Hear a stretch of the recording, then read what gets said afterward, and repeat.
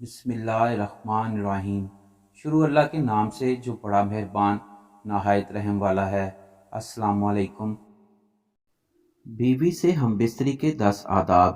Number 1، بیوی سے ہم بستری کے وقت زیادہ باتیں نہ کی جائیں کیونکہ گونگی اولاد پیدا ہونے کا خدشہ ہے۔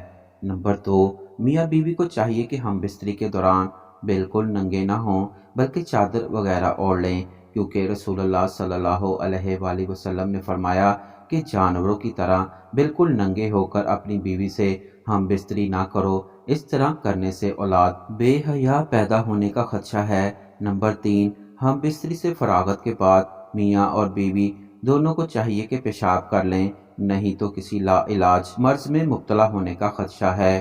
نمبر 4، بیوی سے ہم بستری کے دوران ہم بستری کا سب سے بڑا ادب یہ ہے کہ وہ بیوی کی شرمگاہ کو نہ دیکھے، کیونکہ ایسا کرنے سے اندھی اولاد پیدا ہونے کا خدشہ ہے۔ نمبر 5، بیوی سے ہم بستری کے لیے بہترین وقت شب کا آخری حصہ ہے، جو کہ اول شب میں معدہ غذا سے بھرا ہوتا ہے۔ نمبر 6 پر ہے بیوی سے ہم بستری سے فراغت کے بعد اپنے بدن کو نجاست سے دھو کر صاف کر لیں اور وضو کر لیں۔ بہتر ہے کہ جماع کے بعد جلد از جلد غسل کر لیا جائے، لیکن اگر کوئی مجبوری ہو یا آخری شب میں دوبارہ ہم بستری کا ارادہ ہو تو کم از کم فوراً وضو کر لینا چاہیے۔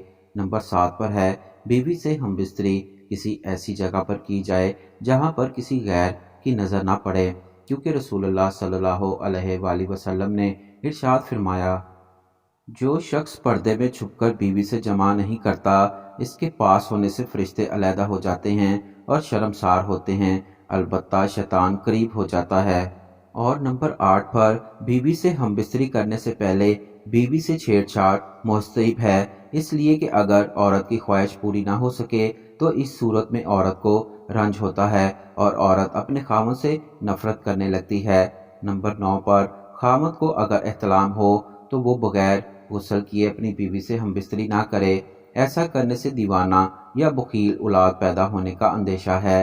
اور نمبر 10، آخر پر بیوی سے مجاہمت اور قربت کے بعد اپنے عضو کو دھو لینا چاہیے، اس سے بدن تندرست رہتا ہے، لیکن یاد رہے کہ مباشرت کے فوراً بعد ٹھنڈے پانی سے نہ دھویا جائے کیونکہ اس سے بخار ہونے کا اندیشہ ہے۔